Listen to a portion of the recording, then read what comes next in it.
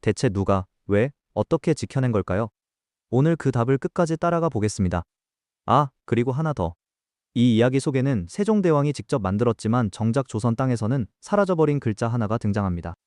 수백 년 동안 죽어있던 그 글자가 지구 반대편 정글의 교과서에서 되살아났습니다.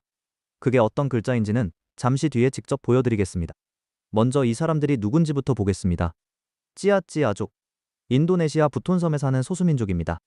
찌아찌아어를 쓰는 사람은 약 9만 명. 부톤섬은 향신료 무역의 길목에 있던 섬이라 찌아찌아 사람들은 수백 년 동안 술탄국의 백성으로 농부와 어부로 살아왔습니다. 그리고 이들에겐 찌아찌아어라는 고유의 언어가 있습니다. 부모가 자식에게, 그 자식이 또 자식에게 오직 입으로만 물려준 말입니다. 그런데 이 언어에는 치명적인 결함이 하나 있었습니다. 문자가 없다는 것. 말은 있는데 글이 없으면 어떤 일이 벌어질까요? 역사가 기록되지 않습니다. 몇백 년 전 이 섬에 무슨 일이 있었는지 문서가 아니라 노인의 기억에 물어봐야 합니다. 노래는 악보 없이 떠돌고 조상들의 이야기는 말해주는 사람이 사라지는 순간 함께 사라집니다. 그래서 언어학계에는 이런 말이 있습니다. 어르신 한 분이 돌아가시는 건 도서관 하나가 통째로 불타는 것과 같다. 더 무서운 건 속도입니다. 글이 없는 언어는 학교에서 가르칠 수가 없습니다. 학교에서 가르치지 못하면 아이들은 학교의 표준어만 쓰게 됩니다. 그러면 찌아찌아어는 알아듣기는 하지만 내 입으로는 말하지 않는 부모님 세대의 말이 됩니다. 그리고 그 아이들이 어른이 되면 자기가 쓰지 않는 말을 자식에게 물려줄 수 없겠죠. 그 다음 세대는 아예 알아듣지도 못하게 됩니다. 언어의 죽음은 보통 이렇게 조용히 두 세대 안에 끝납니다. 이건 찌아찌아족만의 문제가 아닙니다. 지구상에는 약 7영 개의 언어가 있는데 이 중 상당수가 문자를 갖지 못했고 언어학자들은 이번 세기 안에 그 절반이 사라질 거라고 경고합니다. 찌아찌아어도 그 소멸 후보 명단에 올라있던 언어였습니다. 아니, 인도네시아는 로마자 쓰잖아. 그걸로 적으면 되는 거 아냐? 그게 안 됩니다. 여기가 핵심입니다. 찌아찌아어에는 로마자로 도저히 구분해서 적을 수 없는 소리들이 있습니다. 우리말의 쌍비읍이나 쌍디끝 같은 된소리가 단어 첫머리에 오는데 로마자에는 이 소리를 위한 글자가 따로 없습니다. 그래서 로마자로 옮기면 분명히 다른 두 단어가 종이 위에서는 같은 철자가 돼버립니다. 뜻이 다른 말인데 글로는 구별이 안 되는 겁니다. 그리고 결정적으로 영어의 B도 아니고 V도 아닌 두 입술을 가볍게 스치며 내는 애매한 소리가 있습니다. 로마자 어느 글자를 갖다 대도 정확히 맞지 않는 소리죠. 그런데 말이죠. 지금으로부터 580여 년 전 바로 이 소리를 위한 글자를 미리 만들어둔 사람이 있습니다. 영상 처음에 예고했던 그 글자, 지금 보여드리겠습니다. 비읍 아래 이응을 받친 글자입니다. 훈민정음을 만들 때 세종이 가벼운 입술 소리, 순경음이라고 정의한 글자입니다. 두 입술을 붙였다 떼는 게 아니라 살짝 스치며 내는 소리. 우리말에서는 15세기를 끝으로 이 소리 자체가 사라지면서 글자도 함께 쓰임을 잃었습니다. 옛 문헌 속에만 박제돼 있던 사실상 죽은 글자였죠. 이 죽은 글자가 찌아찌아어의 그 애매한 입술 소리와 정확히 맞아떨어졌습니다. 한글 교과서를 설계한 언어학자들은 이 옛 글자를 서랍에서 다시 꺼내 먼지를 털었습니다. 조선에서 사라진 글자가 적도의 섬에서 부활한 겁니다. 한글이 선택된 이유가 바로 이겁니다. 한글은 소리를 부품처럼 분해하고 조립하는 문자라서 낯선 언어의 낯선 소리를 만나면 조립을 바꾸면 되고 필요하면 이렇게 서랍 속 옛 부품까지 꺼내 쓸 수 있습니다.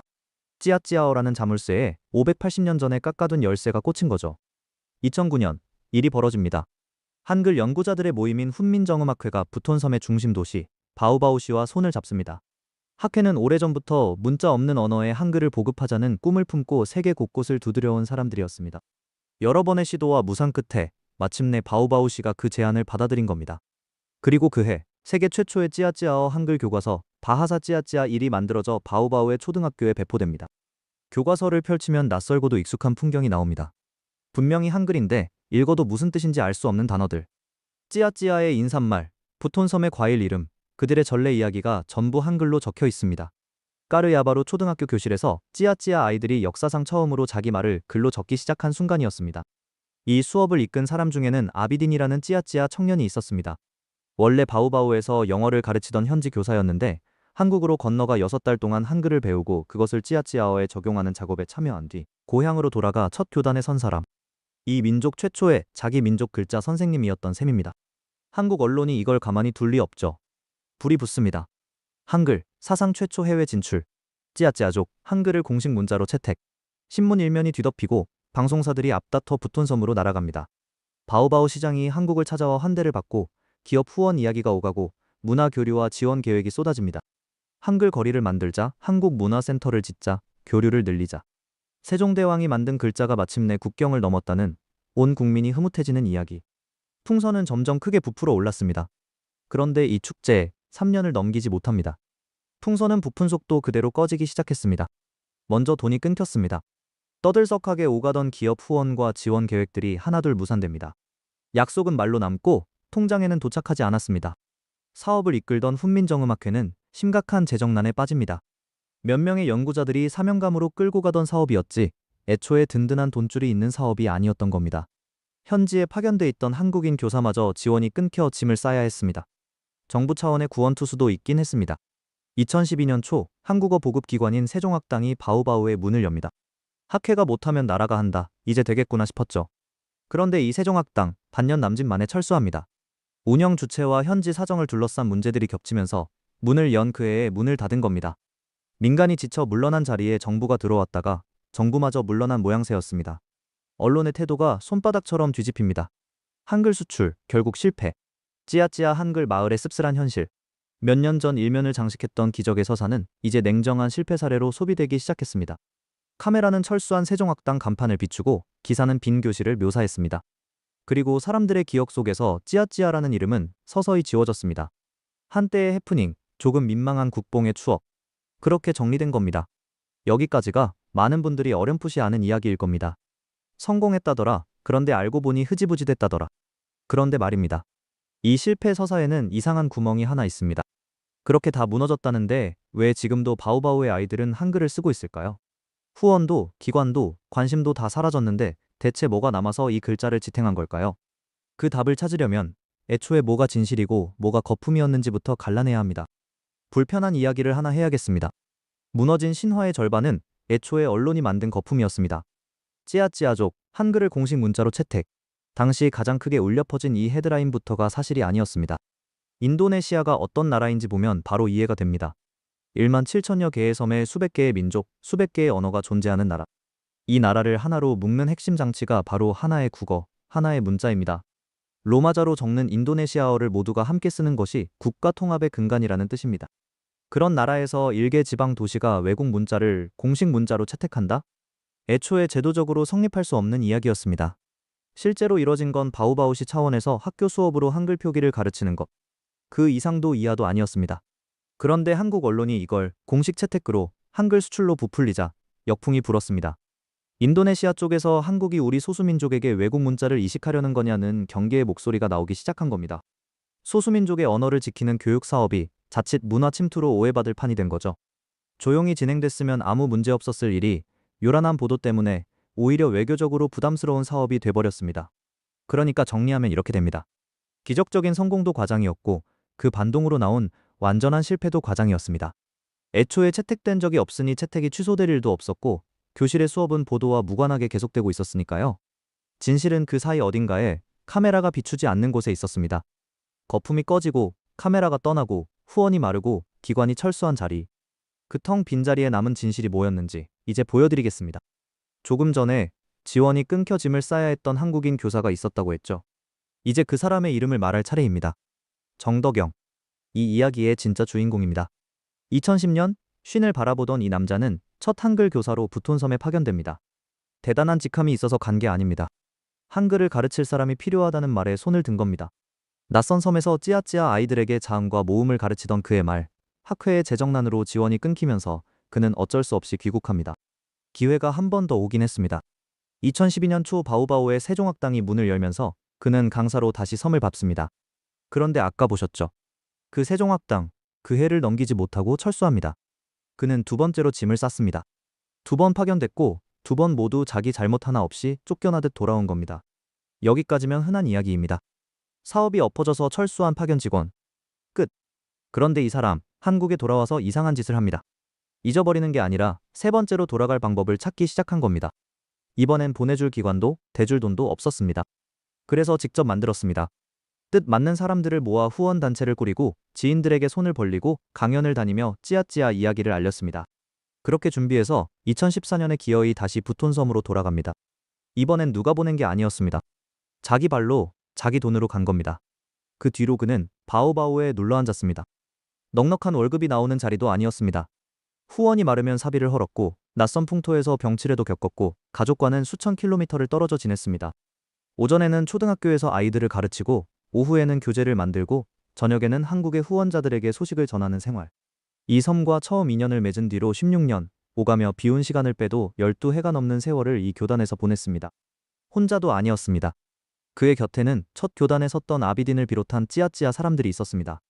자기 민족의 글이 생긴다는 게 뭔지 아는 사람들이었으니까요. 한국의 기관들이 떠난 자리를 한국인 교사 한 명과 찌아찌아 선생님들이 메꾼 겁니다. 국가 단위의 프로젝트는 실패했습니다. 그런데 글자는 살아남았습니다. 어떻게 살아남았느냐고요? 방금 보신 그대로입니다. 시스템이 무너진 자리에서 사람이 버텨서 살아남았습니다. 그리고 이 버티기는 단순히 명맥만 유지한 게 아니었습니다. 카메라가 없는 동안 이 글자는 조용히 아무도 모르게 뿌리를 내리고 있었습니다. 떠들썩했던 시절의 한글 교육이 이벤트였다면 조용한 세월을 지나며 그것은 시스템이 됩니다. 먼저 수업이 제도 안으로 들어갔습니다. 한글 찌아찌아어 수업은 바오바오 초등학교들의 정규 과목으로 자리 잡았고 배우는 학교와 학생은 해마다 늘었습니다. 처음 한 학교에서 시작된 수업이 여러 학교로 퍼졌고 초등학교를 졸업한 아이들이 상급 학교에서도 이어 배울 길이 생겼습니다. 한때 외부 후원에 목매던 일회성 수업이 지역 교육 과정의 일부가 된 겁니다. 후원자의 변심이나 한국 여론의 관심과 무관하게 학기가 시작되면 시간표에 따라 돌아가는 수업이 됐다는 뜻입니다. 더 중요한 변화는 가르치는 사람입니다. 정덕영과 아비디는 찌아찌아 젊은이들을 한글 교사로 길러냈습니다. 교사 양성 과정을 만들고 수업을 참관시키고 교재 만드는 법을 물려줬습니다. 이제 바오바오의 교실에서는 찌아찌아 선생님이 찌아찌아 아이들에게 한글을 가르칩니다. 이게 왜 결정적이냐면 한국인이 다 떠나도 굴러가는 구조가 됐다는 뜻이기 때문입니다. 이식된 문화는 이식한 사람이 떠나면 죽습니다. 뿌리 내린 문화는 혼자 자랍니다. 이 사업의 성패를 가른 진짜 분기점은 화려했던 협약식이 아니라 첫 현지인 교사가 배출되던 조용한 순간이었을 겁니다. 거리의 풍경도 바뀌었습니다. 바오바오에는 로마자와 한글이 나란히 적힌 도로 표지판이 서 있고 학교 간판에도 두 문자가 함께 걸려 있습니다. 외지인 눈에는 신기한 관광거리지만 주민들에게는 그냥 일상의 풍경입니다. 글자가 교실을 벗어나 거리로 나왔다는 건 그 글자가 배우는 대상에서 쓰는 도구로 넘어갔다는 신호죠. 그리고 이 세월의 결정판이 하나 나옵니다. 찌아찌아어 사전입니다. 수백 년 동안 소리로만 존재하던 언어의 단어들이 하나하나 채집되고 한글로 표기되어 처음으로 사전이라는 형태에 담긴 겁니다. 사전이 있다는 건 그 언어의 표준이 생겼다는 뜻이고 표준이 있다는 건 앞으로 교재도 문학도 기록도 만들 수 있다는 뜻입니다. 문자가 없던 언어가 사전을 갖게 되기까지 한 세대가 채 걸리지 않았습니다. 그래서 글자가 생기면 뭐가 달라지느냐? 여기서부터가 이 이야기의 진짜 보상입니다. 기록이 시작됐습니다. 노인들의 기억 속에서만 살던 찌아찌아의 설화와 옛 이야기들이 한글로 채록되기 시작했습니다. 입에서 입으로만 전해지던 노래의 가사가 종이에 적혔고 마을의 내력과 풍습이 문서가 되기 시작했습니다. 아까 말씀드린 비유를 다시 쓰자면 도서관이 불타기 전에 마침내 책을 꺼내 옮겨 적기 시작한 겁니다. 어르신 한 분의 기억이 이제는 그분이 떠난 뒤에도 남을 수 있게 된 거죠. 아이들도 달라졌습니다. 자기 이름을 자기 민족의 말로 적을 수 있게 됐고 할머니가 들려준 이야기를 공책에 받아 적을 수 있게 됐습니다.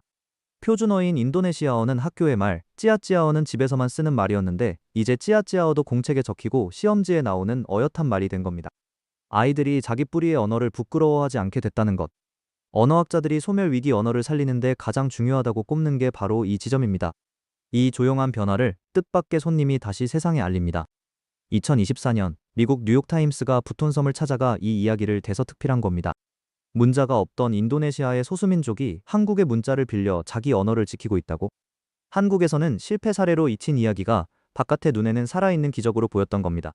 우리가 부끄러워하며 덮어둔 페이지를 남이 펼쳐서 감탄한 셈이죠. 그런데 이 장면, 어딘가 기시감이 들지 않으세요? 어리석은 백성이 말하고자 하는 바가 있어도 끝내 제 뜻을 펴지 못하는 사람이 많다. 내가 이를 가엾게 여겨 새로 28글자를 만드노니. 훈민정음 서문입니다. 세종이 이 문장을 쓴 건 자기 백성 때문이었습니다. 그를 몰라 억울한 일을 당해도 호소하지 못하는 조선의 백성. 그런데 580년이 지나 이 문장은 조선의 백성이 아니라 적도의 섬 사람들에게 그대로 적용되고 있습니다. 말하고자 하는 바가 있어도 적을 글이 없던 사람들이 그 28글자 덕의 뜻을 펴게 된 겁니다. 세종은 아마 상상도 못했을 겁니다. 자기가 만든 글자의 사정거리가 어디까지인지. 이제 영상 처음에 던진 질문으로 돌아가겠습니다. 실패 판정을 받은 사업의 글자를 누가, 왜, 어떻게 지켜냈을까? 답을 정리하면 이렇습니다. 실패한 것은 프로젝트였습니다. 기관과 예산과 양해각서와 보도자료, 서류 위의 사업은 분명히 무너졌습니다. 그런데 살아남은 것이 둘 있었습니다. 하나는 문자 그 자체, 그리고 하나는 사람이었습니다. 문자가 살아남을 수 있었던 건 한글의 구조 덕분입니다. 알파벳처럼 정해진 철자 목록을 통째로 외우는 방식이 아니라 소리를 분해해서 글자로 조립하는 방식. 그래서 새로운 언어의 낯선 소리를 만나면 조립을 바꾸면 되고, 심지어 서랍 속에 잠들어 있던 옛 글자를 꺼내 쓸 수도 있습니다. 배우기 쉽다는 것도 무시할 수 없습니다. 글자를 처음 접하는 아이들이 몇 달 만에 자기 말을 받아 적을 수 있는 문자는 흔치 않으니까요. 물론 냉정하게 말해 한글이 세상 모든 언어에 맞는 만능 열쇠는 아닙니다. 한글로도 적기 어려운 소리를 가진 언어는 얼마든지 있고, 문자를 도입하는 데는 글자의 성능보다 정치와 정서가 더 크게 작동하기도 합니다. 하지만 문자 없는 언어를 위한 유력한 선택지가 될 수 있다는 것. 그걸 실험실이 아니라 진짜 교실에서, 진짜 아이들의 공책 위에서 증명한 첫 사례가 찌아찌아어입니다. 지금 이 순간에도 지구 어딘가에서는 2주에 하나꼴로 언어가 사라지고 있다고 합니다. 그 사라져가는 말들에게 붓톤섬의 교실은 하나의 가능성입니다. 그리고 사람이 살아남았습니다. 아니, 정확히는 남기를 선택했습니다. 국가와 기관과 언론이 모두 빠져나간 자리에서 교사 한 명과 그를 믿어준 찌아찌아 사람들이 버텼습니다. 협약서는 종이였지만 약속은 사람이었고, 종이는 찢어졌지만 사람은 남았습니다. 이 이야기가 한때의 미담으로 끝나지 않고 진짜 역사가 된 건 순전히 그 선택 덕분입니다. 한글이 위대해서 살아남은 게 아닙니다. 한글을 위대하게 만든 사람들이 있어서 살아남은 겁니다. 다시 처음 그 교실입니다. 받아쓰기를 마친 아이가 공책을